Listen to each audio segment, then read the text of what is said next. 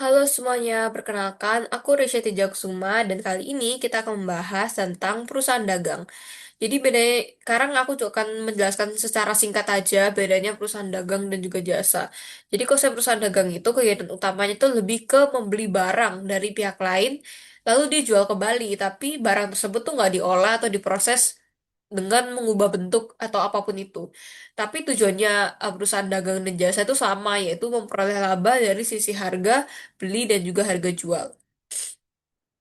Nah, ini ada beberapa aspek yang membedakan dagang dan jasa. Jadi, yang tadi aku bilang, kegiatan utamanya itu udah beda. Kosen dagang itu menjual barang atau membeli, kalau perusahaan jasa itu menjual jasa.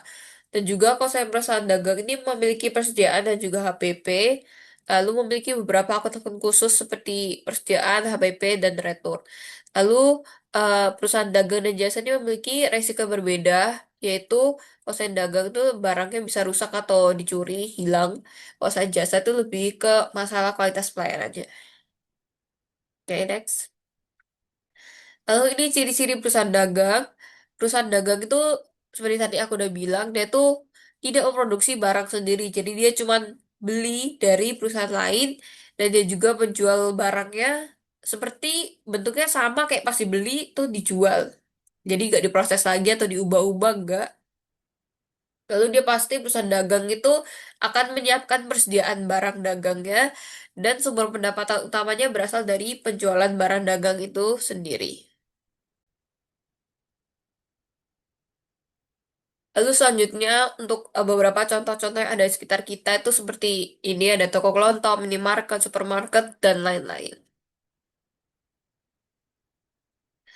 Lalu kegiatan utamanya itu yang pasti membeli barang dagang, lalu disimpan jadi persediaan, lalu dijual untuk menjadi pemasukan. Selain itu dia juga harus mengelola biaya operasional seperti sewa, gaji, listrik, dan juga lain-lain. Lalu ini ada sistem pencatatannya ada dua macam, yaitu periodik dan juga perpetual. Periodik ini lebih lebih singkat, dia tidak sedetail perpetual. Jadi periodik ini pastinya tidak dicatat secara terus-menerus, jadi cuma catat di awal dan di akhir. Lalu HPP-nya tuh dihitung di akhir periode, dan ini tuh lebih cocok untuk perusahaan kecil yang volume transaksi itu lebih rendah dan juga barang-barangnya itu lebih tidak se tidak terlalu beragam gitu. Lalu kalau perpetual ini tuh persediaannya dicatat setiap kali terjadi transaksi. Jadi itu jauh lebih detail. Setiap ada keluar masuknya barang itu pasti akan dicatat. Lalu HPP-nya itu akan langsung diakui saat penjualan. Lalu dia juga eh, umum digunakan oleh perusahaan dagang modern atau retail besar karena pencatatannya itu lebih lebih detail. Karena kalau saja retail besar itu lebih rawan adanya salah pencatatan atau kehilangan barang. Lalu ini ada jenis FOB dan juga termin. Di sini kalau misalnya FOB itu ada dua, yaitu shipping point dan juga destination.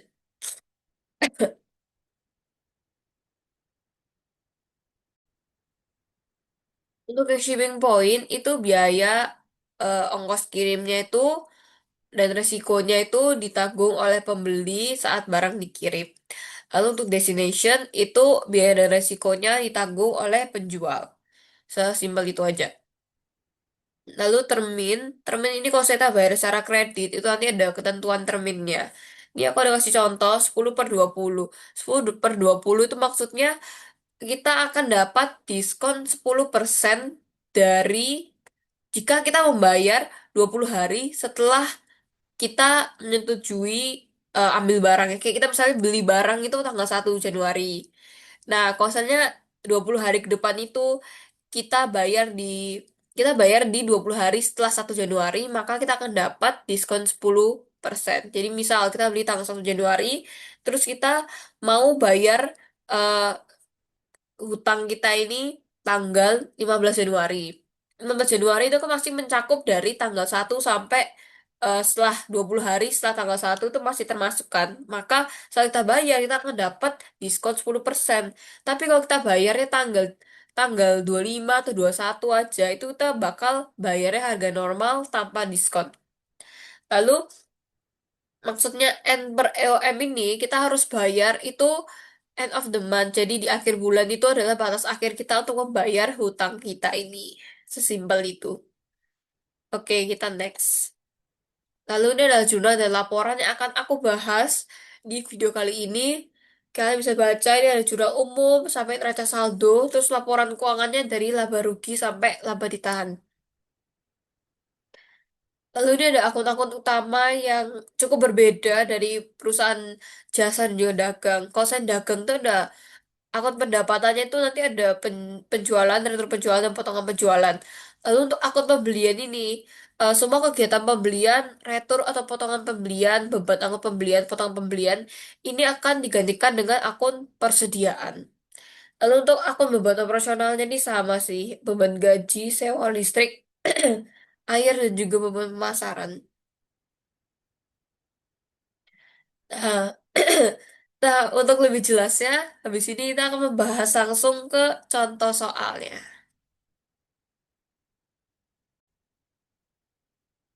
Jadi, jadi sebelum kita masuk ke contoh soal, aku mau kasih lihat dulu. Ini ada COA atau COA yang akan kita gunakan selama nanti membuat jurnal umum dan seterusnya. Nah, di sini tuh ini ya yang akan kita buat. Lalu, ini adalah COA-nya. Jadi seperti tadi aku bilang, di sini tuh bedanya, di sini ada akun persediaannya. Akun persediaan ini akan digunakan setiap ada transaksi pembelian, retur pembelian, diskon pembelian, beban angkut pembelian itu kalau ada kegiatan ini kita tuh pakai akunnya persediaan. Jadi bertambah berkurangnya itu di akun persediaan. Jadi kita nggak ada namanya retur pembelian. Adanya itu retur penjualan itu ada, diskon penjualan itu ada. Tapi kalau misalnya pembelian itu masuknya pakai akun persediaan karena langsung mengurangi persediaannya. Jadi ada beberapa eh, yang akan kita lakukan setelah ini. Oke, jadi kita akan langsung aja ke soal nomor satu.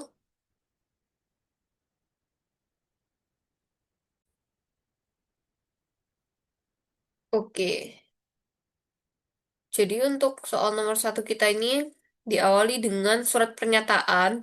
Jadi di sini surat pernyataannya itu tanggal 1 Januari. Jadi ini diterima modal sebesar 50 juta dari pemilik perusahaan bernama Esther. Nah ini kita tuh perusahaan kita Ekakto ya, namanya Ekakto perusahaan kita ini. Dan memiliki namanya Esther. Oke, jadi kita akan membuat jurnal umumnya. Sebelum itu, mari kita buat tabel jurnal umum. Ya, aku bakalan pakai nomor soal biar kita lebih jelas. Tanggal,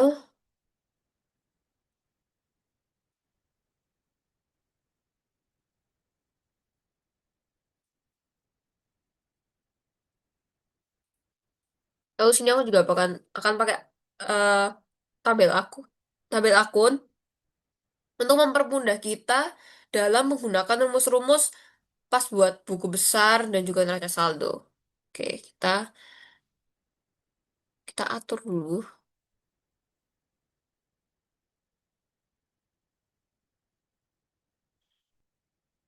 Ini aku buat sampai 50 aja biar pas. Eh, kebanyakan.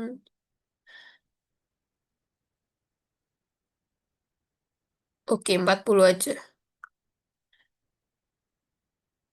Kasih batas dulu. Set. Lu ya, ini nyampur guys.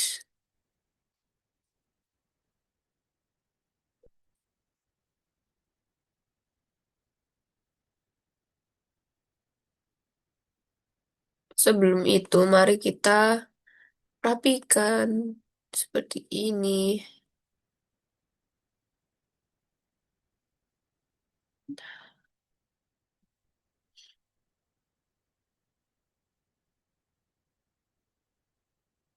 Untuk tanggal, kita ganti formatnya jadi tanggal pendek, lalu debit kredit,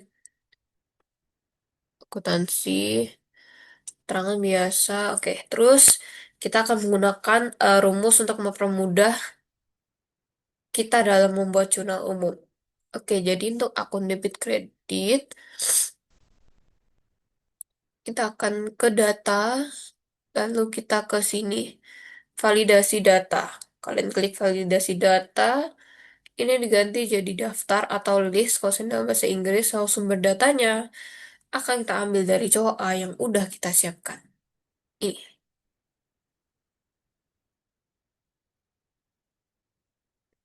Nah, oke. Nah, nge-lag. Oke, nih kita tinggal pilih. Mudah sekali. Ini udah aku ganti itu ya. Kita cek. Udah.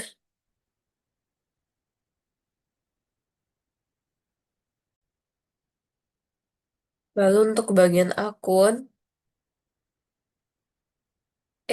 maaf. Bagian akun, kita akan kasih rumus ini.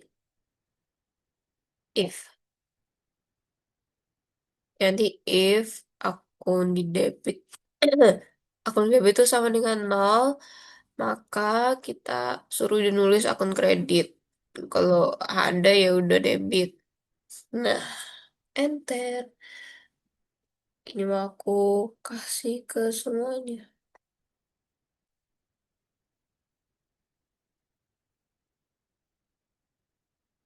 Nah, sudah kita punya tampil sudah jadi. Sekarang kita langsung benar-benar masuk ke soalnya.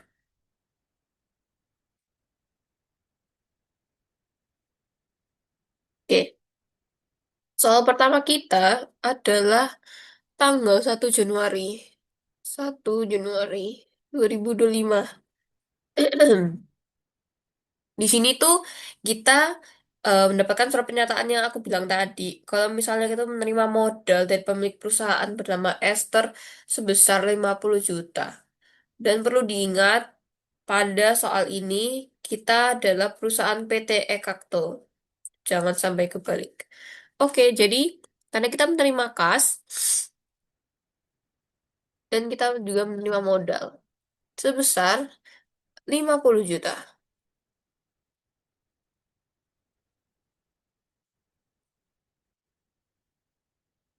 Jangan lupa tulis keterangan.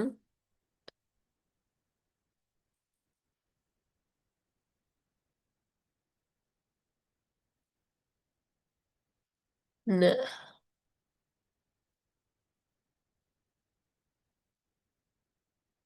ini biar rumusnya nanti untuk buat tabel-tabel lainnya berfungsi. Setiap transaksi harus ada tanggalnya, guys. Oke, oke untuk yang, nah untuk yang ini sudah nomor dua. Untuk nomor dua, kita punya invoice. Jadi ada invoice dari Kupel, dari perusahaan Kupel. Jadi di sini tuh kita membeli, kita sebagai PT Ekakto tuh membeli barang dari Kupel. Itu ada sebuah pot seharga 100.000 dengan jumlah 100 pieces. Jadi totalnya tuh 10 juta. Oke, berarti kita membeli persediaan. Ini tanggal 5 Januari. Kita tulis 5 Januari. Kita membeli persediaan. Jadi persediaan itu aset bertambah di debit.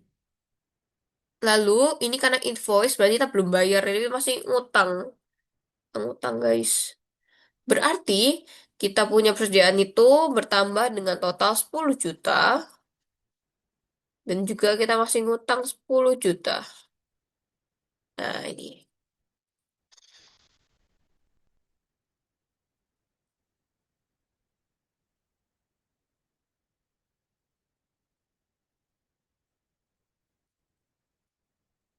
Nah, terus di sini tuh ada syarat pengirimannya destination. Kalau misalnya destination itu berarti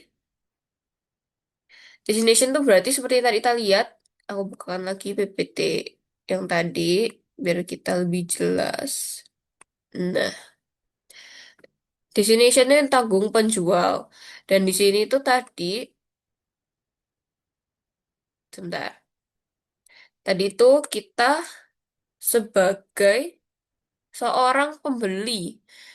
Oke, berarti kita nggak nanggung, guys. Kita gratis. Pengirimannya gratis.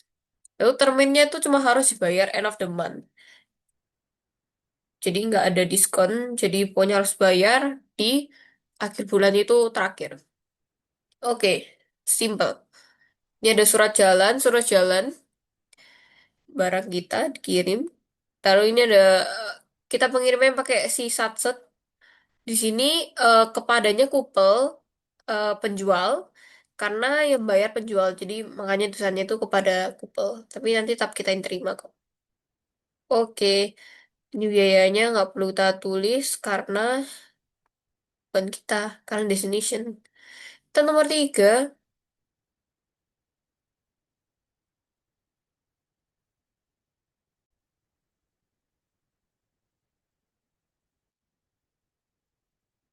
oke, lalu yang ketiga ini ada di tanggal 12 Januari.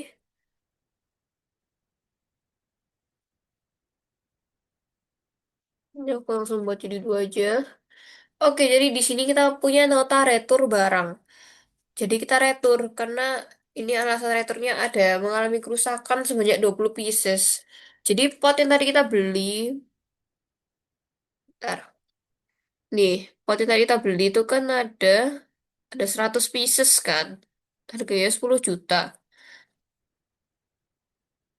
Tanggal 12 itu kita mau retur sebanyak 20 pieces. Jadi 20 kali 100 ribu itu totalnya 2 juta. Jadi kita mau retur 2 juta. Tapi karena kita belum bayar dan juga tadi kita masih ngutang. Jadi anggapannya utangnya kita dikurangi. Dan juga persediaan kita berkurang. Karena kita akan membalikin barang sebesar 2 juta. Oke.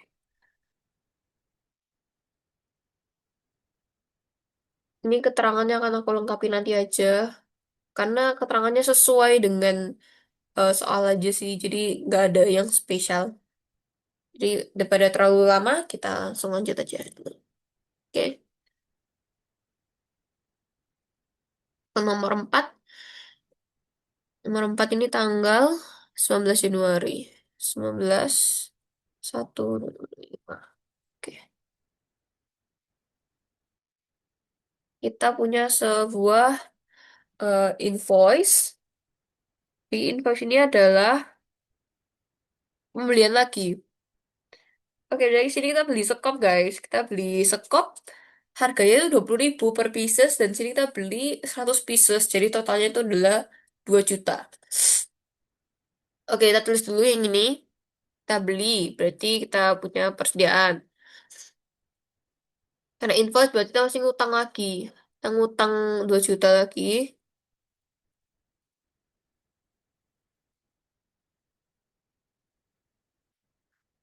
Nah, setelah itu, sini kita ada syarat pengirimannya tuh shipping point. Jadi, kita yang nanggung pengirimannya. Tadi kan destination penjual. Berarti shipping point itu pembeli. Jadi, kita sebagai pembeli, kita akan menanggung pengirimannya. Lalu dia juga ada termin. Di sini terminnya itu diskon 10% kalau kita bayar 5 hari setelah tanggal 19. Biar nggak lupa, kayaknya aku prefer untuk nulis di sini. 5 hari. 19, 20, 21, 22, 23, 24. Jadi 24 atau sebelum 24 itu dapat 10%. Ini aja. Cuman biar lebih mudah aja. Oke, kita next dulu. Berarti kita harusnya dapat surat jalan udah pasti kayak tadi. Nah, si satset ini kita harus bayar. Ini pengirimannya 10 ribu untuk seluruh barang yang kita beli. Tapi ini kan beban pengiriman pembelian.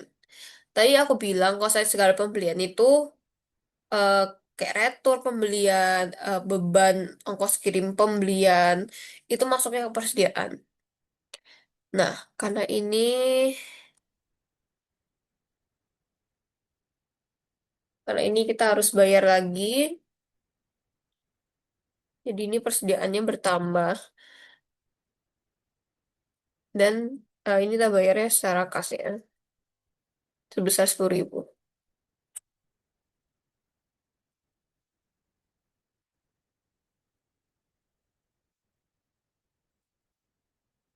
Oke. Lanjut ke soal nomor 5. Ini, maaf, ini tanggal 22 Januari. 22 Januari, tulis tanggal. Waduh, salah pencet.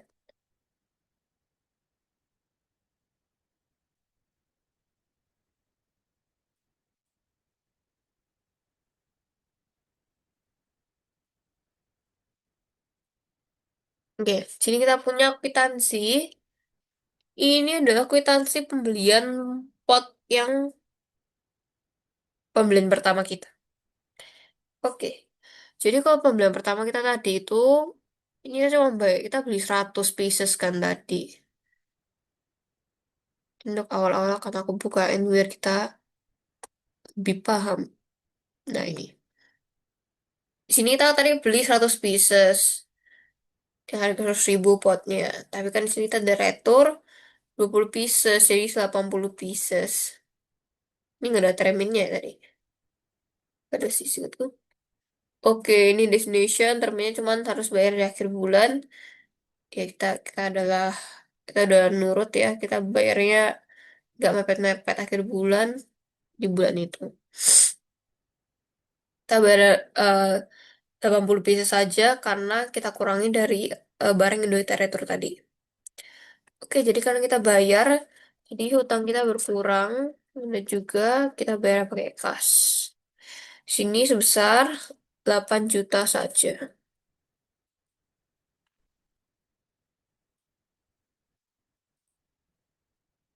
Oke, kita lanjut ke nomor 6.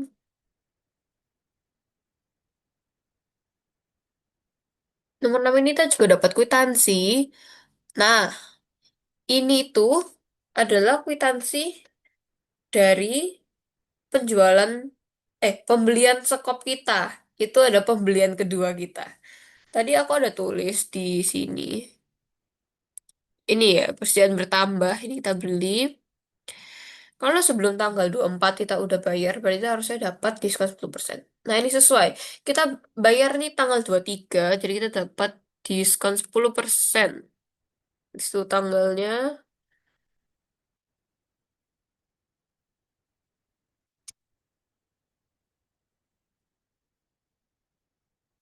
Oke.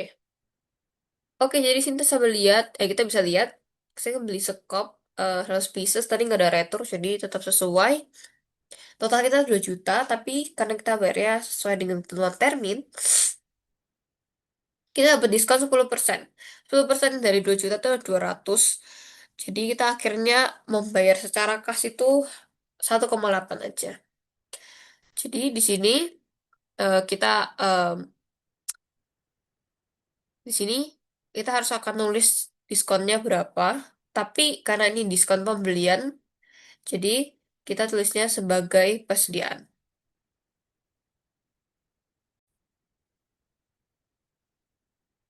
Maka dari itu, ini hutangnya berkurang.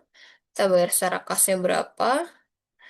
Terus ini karena ada diskon, maka karena diskonnya pembelian, maka kita harusnya persediaannya. Persediaan berkurang. Karena diskon kan kayak ngurangi harga barang. Jadi itu persediaannya kita hitungnya berkurang. Oke. Kita tulis hutangnya, kita tulis harga total awal, yaitu 2 juta. Lalu kasnya tadi kita bayarnya cuma 1,8 kan? Karena kita dapat diskon 200. Eh, kurang. Oke. Pas ini kanan kiri balance ya. Debit kredit balance. Ini kan udah balance. 2 juta, 1,8 tambah 200. 2 juta. Oke. Kita lanjut soal nomor 7. Oke, di sini kita punya invoice lagi. Oh, invoice ini dari kita. Eh di sini aku bedainnya mana yang dari kita, mana yang nggak dari kita itu dari logo ini. Oke, nah ini logo ini. Nah, logo perusahaan. Jadi kalau dari PT Ekakto, PT kita itu ada logonya. Di sini tuh dijual kepada Kupel. Jadi kita melakukan penjualan ya. Ya ini kita jual skopnya lagi balik ke Kupel. Jadi Kupelnya beli lagi. Oke, di sini tanggal 24. Oke, tanggal 24 ini ada penjualan sekop totalnya 300.000. Dia beli 10 pieces ya. Jadi penjualan. Tapi kan ini masih berbentuk invoice dan bukan kwitansi. Maka ini adalah sebuah, maaf ini kebalik. Utangnya di sini guys. Maaf, maaf. Ini penjualan. Enggak tahu. Karena penjualan itu menambah ekuitas. Makanya dia di kredit. Dan piutang itu menambah aset. Jadi dia di debit. Jadi tadi mohon maaf banget kebalik. Semoga kalian gak bingung. Yang bener yang ini. Oke, untuk piutangnya berarti 300.000 dan penjualan kita ada 300.000. Ini kan pencatatan jurnal umumnya secara perpetual ya guys. Maka dari itu kita harus mencatat HPP. Jadi skop ini kita jual harga 30.000, tapi tadi kita beli harga 20.000. Sebentar. Ya. Nah, ini kita beli harga 20.000. Jadi HPP-nya itu adalah eh, kita pakai harga pembelian kita. Jadi kayak modal kita itu awalnya berapa, gitu. Kita balik ke soal nomor 7. Oke. Oke, jadi harga pokok penjualan dan juga persediaan. Karena harga 20.000 dikali 10 pieces yaitu 200.000.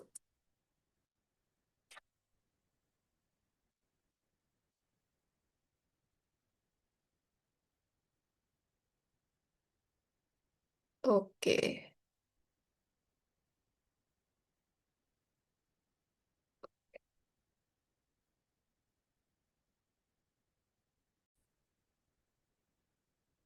Lalu ini adalah destination. Jadi kalau destination itu kan tadi yang nanggung adalah penjual. Karena di sini kita posisinya penjual, maka ini tuh kita yang nanggung. Ini terminnya end of month doang. Dari surat jalannya, saya itu ini pengirimannya. Karena destination, maka kita harus mencatat ini. Ini adalah beban ongkos kirim penjualan.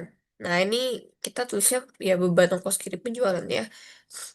Enggak masuk persediaan seperti pembelian tadi.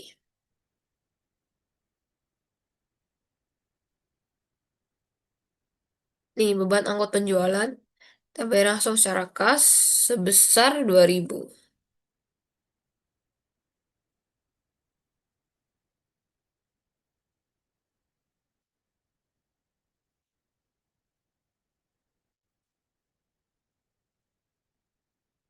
Oke,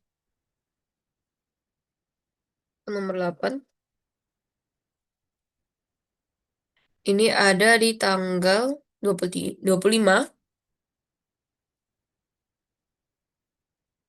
Jadi kita ada nota retur barang. Ini adalah retur sekop. Ini sekop yang tadi kita beli. Iya, tadi kita beli sekop 10 pieces. Dia retur 5 pieces karena katanya ada kerusakan. Dan ada retur penjualan. Dan juga di returnya 5, jadi totalnya 150.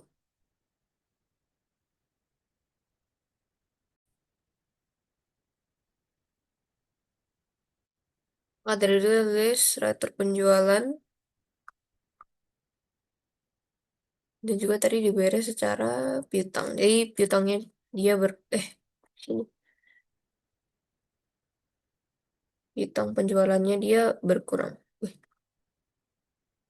ntar ya. Naik. Sebesar 150.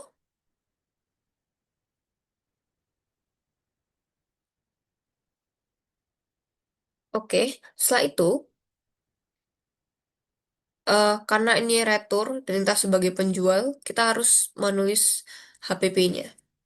Jadi HPP-nya itu terbalik seperti penjualan. Jadi pas saya retur, oke, koretur berarti persediaannya bertambah karena kembali ke kita HPP-nya. Salah sini. Oke, HPP-nya 20 kali 5. Sebentar, kita cek dulu. Oke, betul. 20 kali 5 yaitu 100. Maka HPP-nya ini 100.000.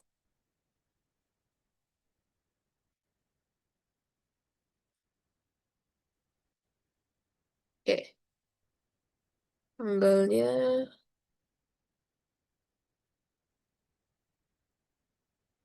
kita lanjut ke nomor 9. Jadi kita ada invoice. Jadi di sini kita menjual ke Couple lagi pot satu pieces 120.000. Tadi eh, kita beli harga 100.000. Oke. Di sini syarat pengiriman shipping point. Jadi shipping point yang bayar adalah pembeli, jadi bukan kita. Lalu terminnya 10% kalau dibayar 2 hari setelah tanggal berapa ini? 26. Jadi harus bayar end of the month.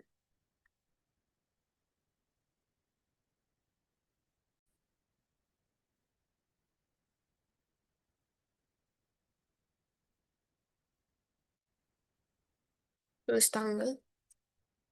Karena ini invoice bukan kwitansi, maka ini adalah berupa piutang penjualan kita sebesar 120.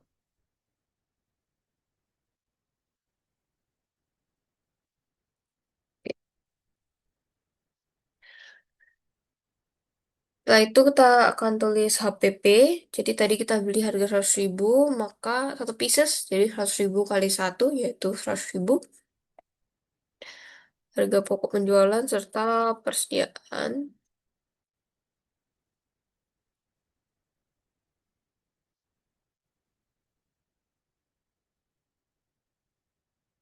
tanggalnya.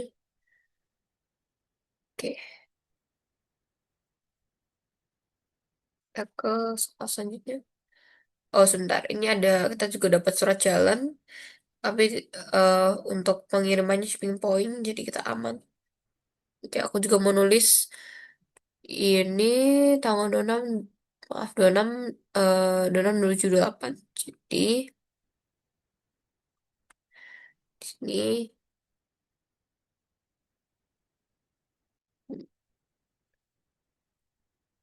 28 atau sebelum 28 kita bakal dapat diskon. Nah, dapat diskon 10%.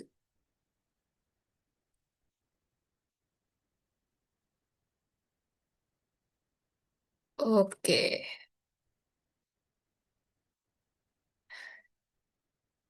Ini kita juga dapat nota dari pengiriman, tapi bukan kita yang tanggung, jadi kita tidak catat. Nomor 10 kita dapat sebuah kwitansi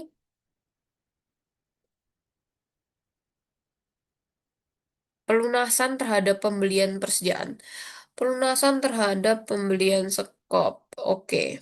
Tadi di pembelian sekop ini kan dia beli 10 pieces 300.000, tapi dia retur 5 karena dia ngerasa rusak gitu. Bisa 5 bayarnya 150, dan tadi EOM terminnya cuma end of the month, udah sesuai tanggal 27 sebelum sebelum bulan ini terlewati, jadi masih masuk akal, betul, dan tidak ada diskon. Oke, tanggal 27. Tata tanggalnya.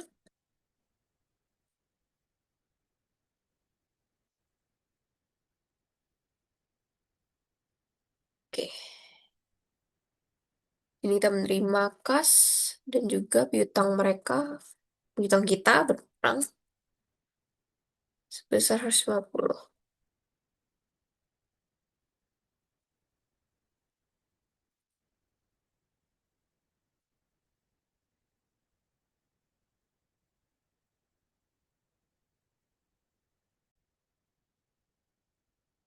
Saya lanjut nomor 11.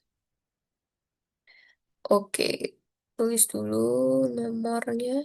11 tanggal 28. Oke, di sini kita punya kwitansi lagi. Ini kwitansi kita pembelian pot yang tadi. Nggak ada retur, kita beli satu pieces saja.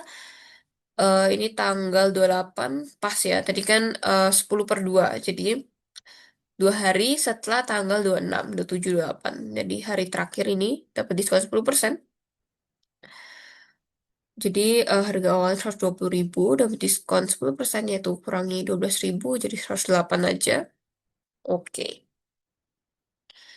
Ini tadi piutang ya. Berarti kita dibayar secara kas dan ada diskon penjualan. Selalu ini piutangnya berkurang. Kasnya tadi kita keluar uang sebesar 180.000. Oke. Terus kita diskonnya 12.000. Terus totalnya tadi 120. Oke. Kita atur tanggal ya.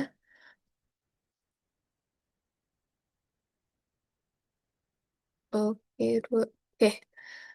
Kita lanjut ke soal nomor 12. Soal nomor 12 ini kita ada kwitansi. Kita beli meja dari PT Kupel. Dari Kupel, perusahaan Kupel. Kita beli meja, ini bukan persediaan, ini adalah perawatan. Oke.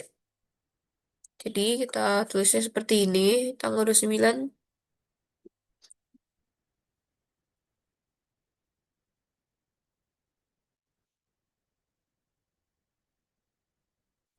Oke. Jadi yang pertama itu peralatan ya, bukan persediaan, karena ini peralatan. Oke.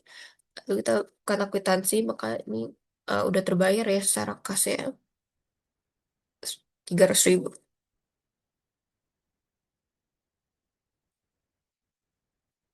Oke, ini adalah soal terakhir kita. Iya, guys. Iya, oke, soal terakhir kita. Oke, jadi aku akan tulis dulu semua keterangannya sesuai dengan apa yang aku udah omongin tadi.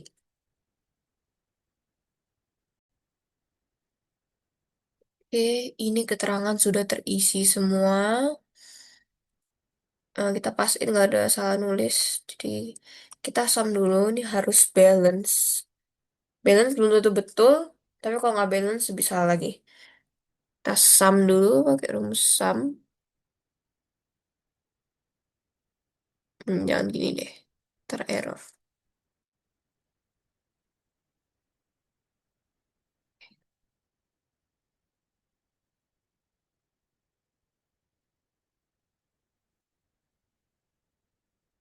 Oke, maaf.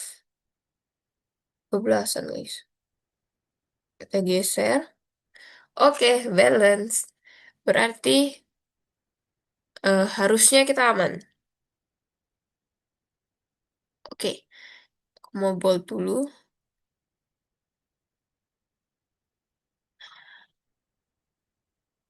Jurnal umum sudah selesai. Sekarang kita ke buku besar. Nah, buku besar. Di sini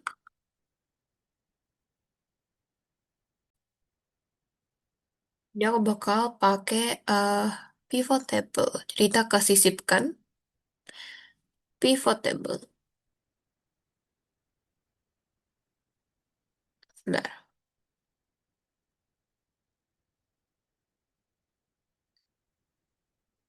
bentar. Kita harus ambil yang ada.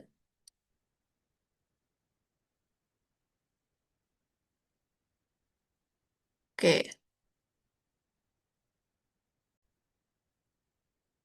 jadi habis kalian klik pivot table, udah betul.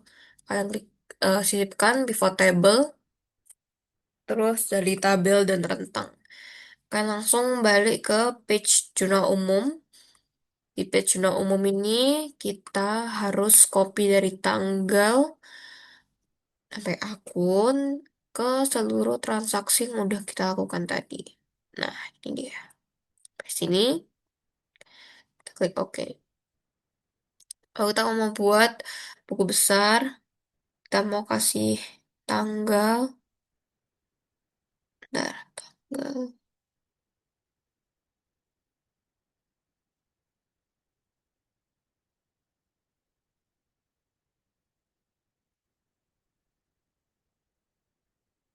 lalu akun ini kita mau masukin ke filter. Jadi kita bisa pilih-pilih akun.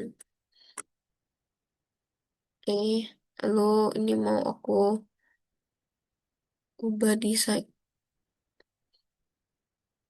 Jadi yang untuk tabel.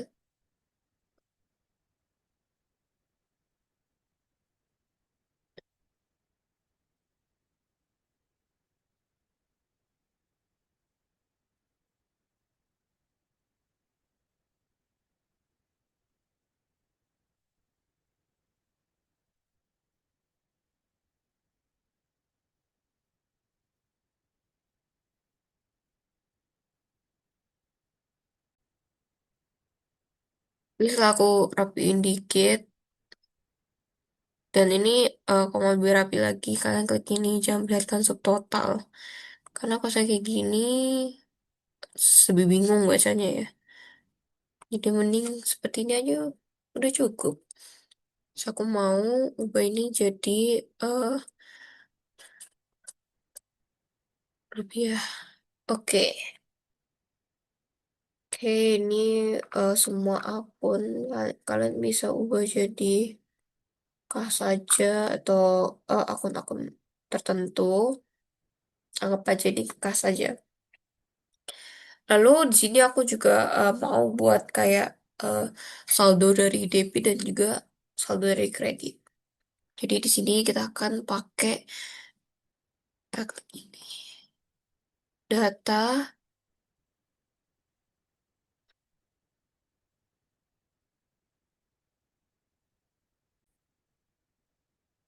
Jadi kalian punya pivot table, terus analisis pivot table, lalu kalian ke bidang item dan set terus bidang terhitung. Nah ini aku bakal tulis saldo debit. Kita akan pakai rumus if. Jadi untuk saldo debit, jadi kalau misalnya saldo debitnya itu eh, lebih besar daripada saldo kredit, maka saldo debit akan dikurangi dengan saldo kredit. Kalau enggak, ya nol. Kita klik OK.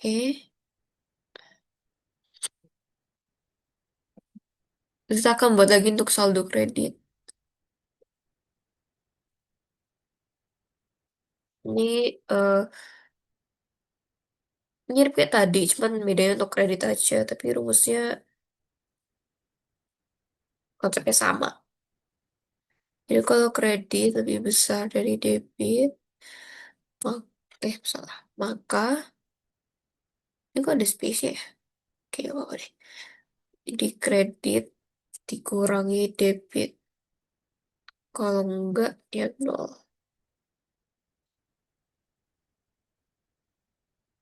Oke, ini udah jadi. Lalu kita akan copy paste sampai semua akun ini sudah selesai. Caranya seperti ini. Kita copy. Bentar, kayaknya ini lebih baik kalau aku kasih subtotal deh. Coba kita kasih subtotal ya. Oh nih, ini ya. Oh, subtotal, ini. Nah, ini.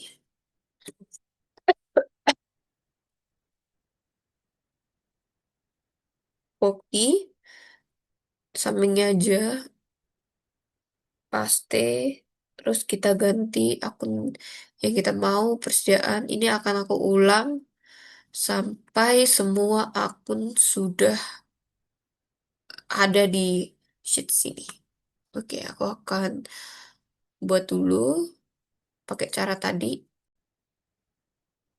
Ini udah semua akun aku copy paste semua dari kas nih, dari kas hingga dan aku kita geser ini semuanya akun-akun individual ada totalannya semua.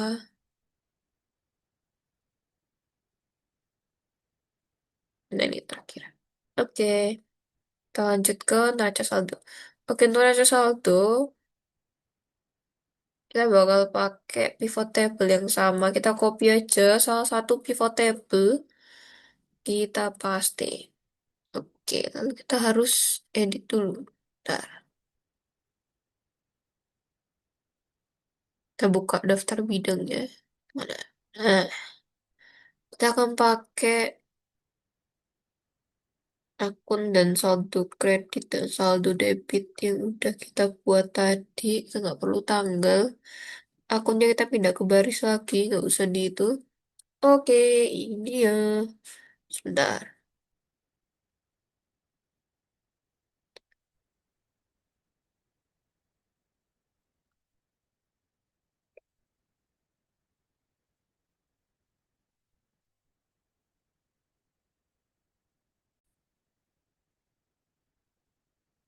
Oke.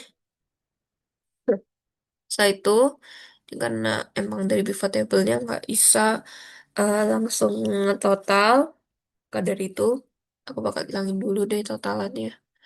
Kita total sendiri aja. Pakai rumus sum. Ini harus balance juga.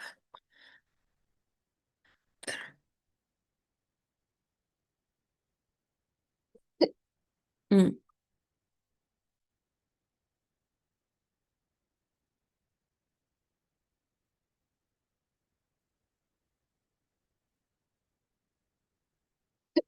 Aduh. Oke, balance guys. Aman.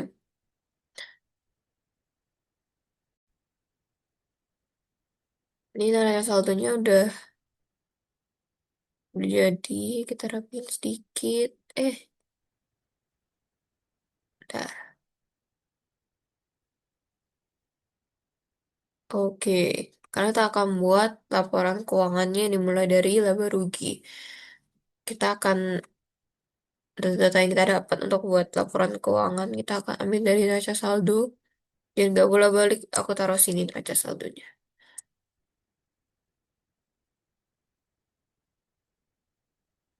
Oke.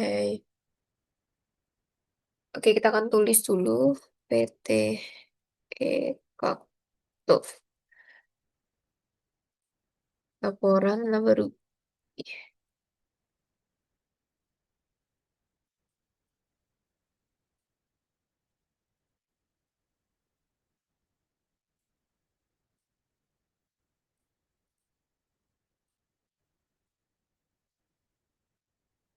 Aduh, maaf typo.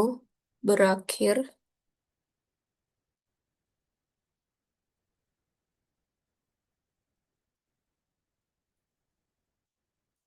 Oke, kita rapiin nanti.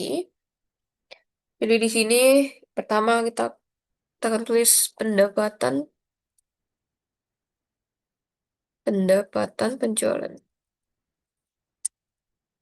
Data dari neraca saldo tadi, pendapatan kita ini nih dari sini. Ini kita paste aja. Oke, habis itu akan membuat rumus pakai sum if biar gampang aja dan lebih mengurangi human error. Sum if kita ambil dari sini. Kalau dari range akun, kalau dia sama kayak ini, loh ya, bentar guys. Kasih titik petik dulu sama dengan ini, maka ini pakai angka dari sini, tutup kurung, plus sum if lagi, kita buat untuk versi kreditnya, akun sama, ini sama, Begini, oke. Untuk kurung, lalu aku mau string dulu. Range-nya,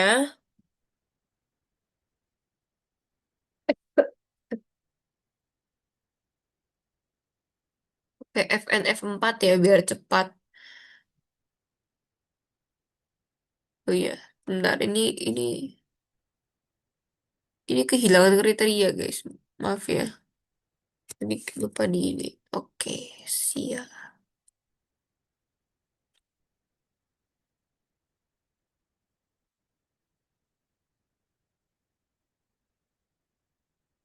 Oke, enter. Ah, kok minus. Oh, maaf, ini ada minusnya. Nggak sengaja kepencet. Oke, enter. Ini aku mau ubah dulu jadi format cellnya semuanya.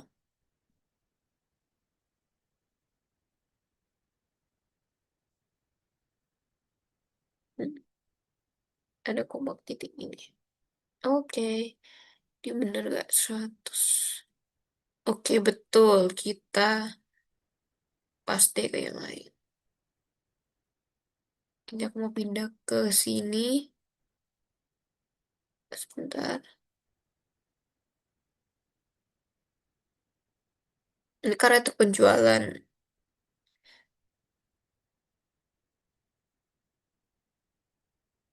Waduh, maaf guys. Ini salah. Ini salah copy paste.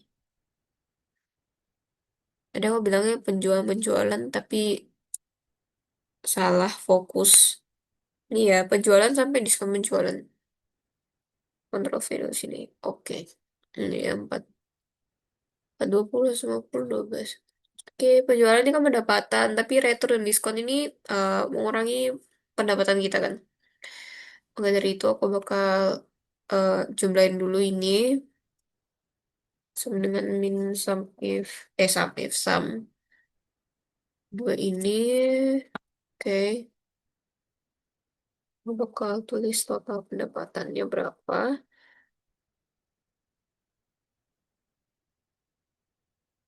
Ini bakal sum. Oke, kita dapat 258. Lalu ini baru aku masukin harga pokoknya. Harga pokok penjualan. Oke, kopi rumus tadi. Pasti eh aku bakal kurangi total pendapatan dengan harga pokok penjualan. Jadi itu adalah laba kotor kita.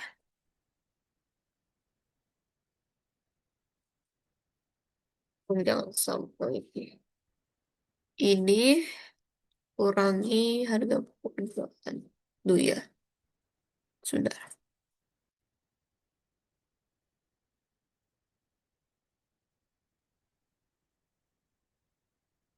Total pendapatannya hilang guys. Maaf.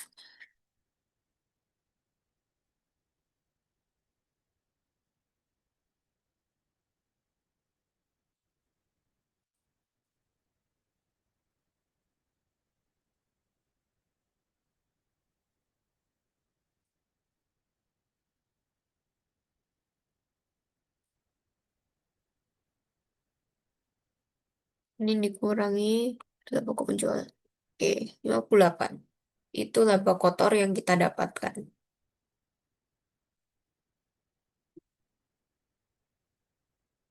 Oke, kita lanjut.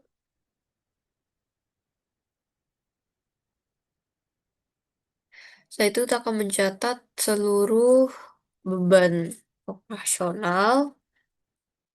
Di sini bebannya hanya ada satu.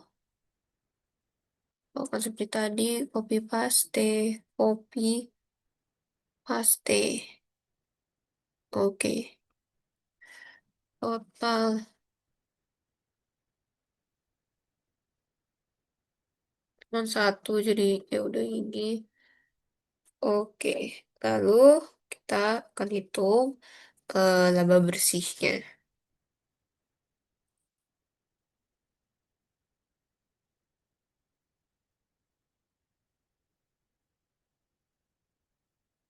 Oke, jadi kita aku bakal menjumlahin ngurangin sih laba kotornya akan aku kurangi dengan beban kita itu 2000. Jadi laba bersih kita dapat sebesar 50 gram. Oke, kita rapikan dulu. Aduh.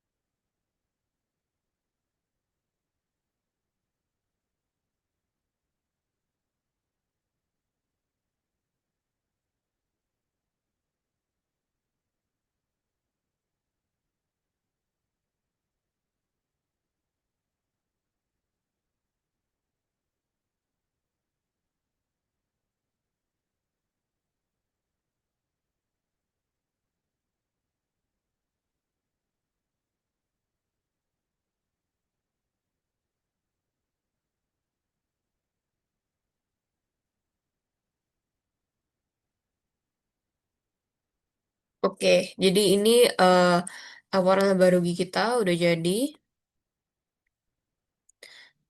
Setelah itu kita akan lanjut. Aku bakal copy aja untuk judulnya biar kita bisa lebih cepat.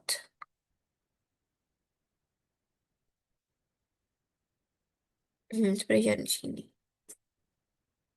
Sebenarnya aja.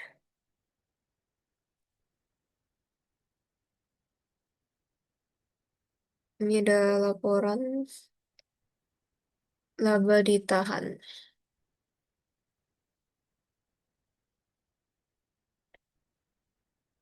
Ini ketentuan Malaysia juga berbeda. Ada periode 1 Januari. Oke, yang pertama aku bakal tulis laba ditahan 1 Januari 2022. Oke, 1 Januari. Tapi karena PT Ekokto ini adalah perusahaan baru, maka dari itu dia nggak punya apa-apa. Dia nggak punya laba ditahan karena dia baru buka. Oke, kalau gitu kita akan lanjut ke laba bersihnya aja. Aku langsung dengan aja. Oke. Karena cuman ada ini, sebenarnya ini akan dikurang sama dividen atau prefer. Tapi karena di transaksi kita itu nggak ada dividen atau prefer, maka sebenarnya bisa kalian kompor nulis juga boleh. Seperti ini.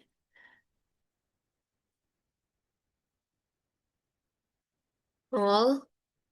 Nah, hasilkan langsung tulis saja total dari laba ditahan yang 31 Januari.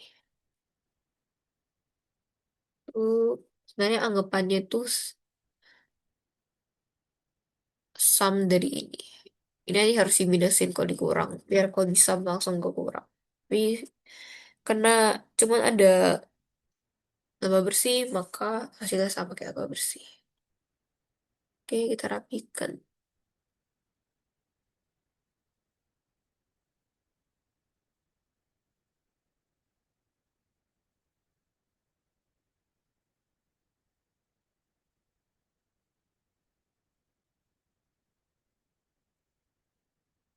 Oke, mantap. Kita lanjut ke laporan posisi keuangan. Ini aku bakal copy dari sini.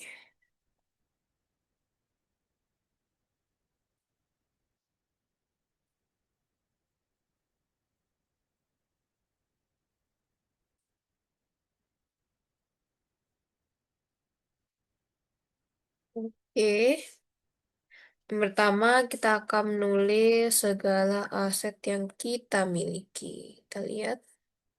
Sini aset kita ada kas persediaan, dan peralatan. Oke, kopi, paste dulu aja deh. Peralatan. Sini tinggal total aset.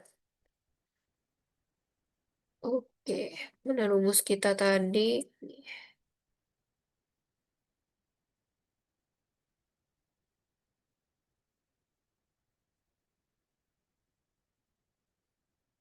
Sebentar.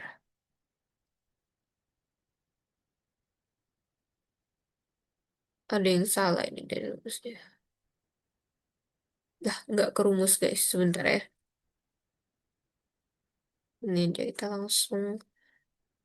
Oh iya, ini tadi nggak pakai rumus. Maaf, salah copy. Harusnya copy yang ini.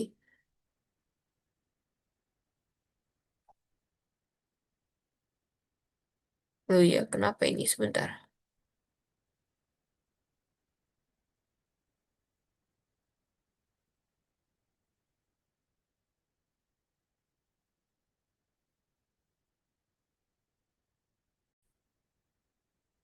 Oke, ternyata masalahnya ada di sini. Ya, begitulah. Kita geser aja. Oke, nggak kegeser. Maaf. Nah, enter. Oke, kita pakai rumus di sini aja. Oke, 16. Terus kita total 50,56. Oke. Habis itu kita akan mencari likuiditasnya.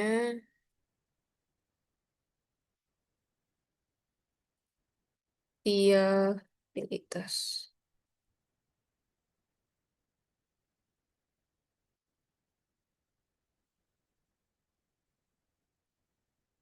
Tapi tadi semua hutang tuh udah dibayar, jadi di sini nggak ada likuiditas ya. Nol aja. Oke, habis itu kita akan menulis ekuitas. Di sini ekuitasnya tinggal modal.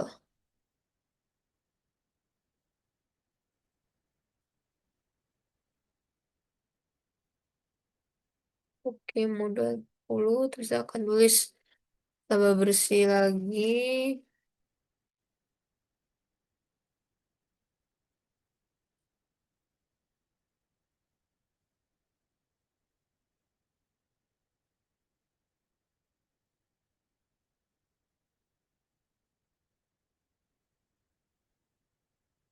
Oke, laba bersih udah kita total.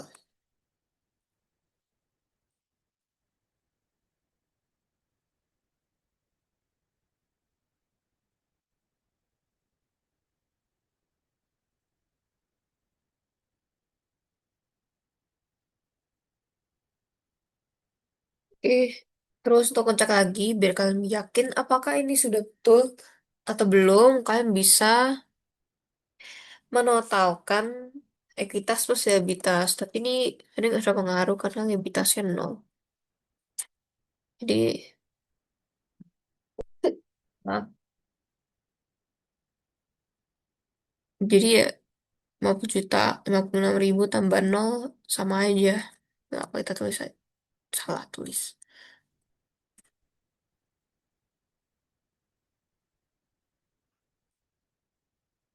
Oke, ini sesuai ya total aset. Total asetnya dengan total ekuitas plus liabilitasnya sama. Jadi ini balance.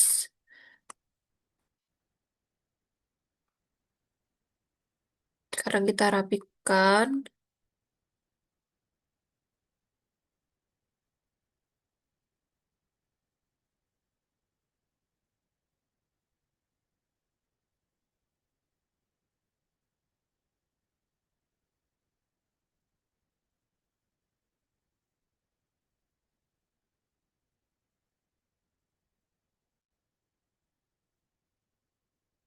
Oke.